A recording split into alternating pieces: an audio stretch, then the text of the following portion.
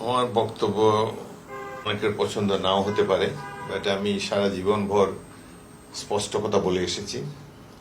BNP 2/3-এরও বেশি সংখ্যাগরিষ্ঠতা লাভ করেছে। জনগণ তাদেরকে দায়িত্ব দিয়েছে। রাষ্ট্রপতি অত্যন্ত গুরুত্বপূর্ণ একটি পদ এবং রাষ্ট্রের প্রথম ব্যক্তি, senior most person in the country.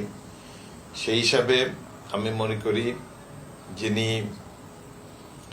যাকে রাষ্ট্রপতি দায়িত্ব দেওয়া উচিত তিনি যেন একদম ডাইহার্ড একজন বিএনপির অনুসারী হতে হবে, পোড় খাওয়ার রাজনীতিবিদ হতে হবে এবং জনগণ থেকে উঠে আসা একজন ব্যক্তি, উপর থেকে চাপিয়ে দেওয়া নয় এবং বেশি ইন্টেলেকচুয়াল হওয়ারও কোনো দরকার নেই।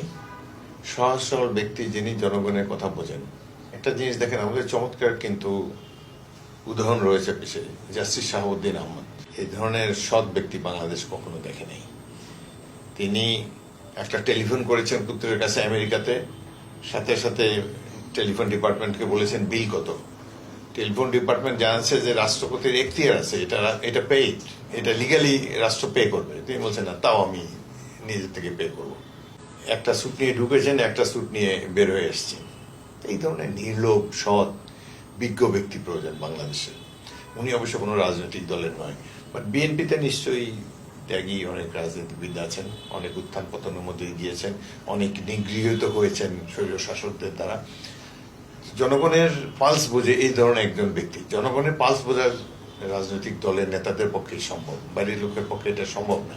আমি মনে করি যে বিএনপির একজন সদস্য তিনি যে একেবারে ইলেক্টেড এমপি হতে হবে এমন কোনো কথা নেই। একজন ভালো মানুষ যিনি দুর্নীতির ঊর্ধ্বে থাকবেন, যাকে নিয়ে দেশবাসী গর্ব করতে পারে যে আমাদের ভালো একজন প্রেসিডেন্ট আছে। আর শিক্ষিত হতে হবে, উচ্চশিক্ষিত, জ্ঞানগম্যী আছে এবং একজন ভদ্রলোক যার খুব হাম্বল, ডাউন টু আর্থ, সাধারণ মানুষের সাথে ভদ্র নম্র আচরণ করবেন। তিনি চেয়ারে বসে নিজকে বিরাট কিছু ভাববেন না, এই ধরনের একজন সাধারণ ব্যক্তি এবং একজন হাম্বল, অনেস্ট, ডিসেন্ট পলিটিশিয়ান দরকার মনে করি। আমার মনে হয় আইন শৃঙ্খলা পরিস্থিতিকে গুরুত্ব দেওয়া উচিত। পুলিশ বাহিনীর মনোবল ভেঙে গিয়েছে, তারা একটা আইনগতভাবে সঠিক কাজ করতেও 10 বার চিন্তা করে। এই যে ব্যাংকগুলো লুটপাট হয়ে গেল এত বছরে, ব্যাংক লুটেরাদেরকে আমরা আর দেখতে চাই না। এখানে জনগণের অর্থ যেন সুরক্ষিত থাকে, সেই ধরনের ব্যক্তিদের হাতে ব্যাংকের দায়িত্বভার থাকা উচিত এবং যারা এই দেশকে লুট করে বাইরে টাকা পাঠিয়েছে এটা ফিরিয়ে আনার জন্য দক্ষ একটা টিম দরকার, যারা এই ব্যাপারে প্রয়োজনীয় উদ্যোগ নেবে, দেশের সম্পদ আমার দেশে ফিরিয়ে নিয়ে আসতে পারবে। সুতরাং অর্থনীতি, আইন শৃঙ্খলা পরিস্থিতি, এই দুটি অত্যন্ত গুরুত্ব। আরেকটি হলো যে গণতন্ত্রকে অগ্রাধিকার দিতেই হবে।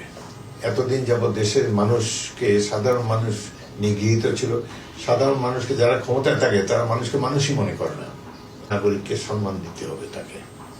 আমি রাষ্ট্রের যত বড় কর্মকর্তাই হোক, তিনি যেন একজন বয়স্ক এবং সিনিয়র একজন সিটিজেনের সামনে, একজন শিক্ষিত মানুষ, তিনি শিক্ষক হতে পারেন, ভাইস চ্যান্সেলর হতে পারেন, আইনজীবী হতে পারেন, ডাক্তার হতে পারেন, তাদের কাছে তাদের জন্য এই সরকার যেন নিজকে জনগণের মালিক না ভাবে, সেবক ভাবে, এই ধরনের মনোভাব থাকা উচিত।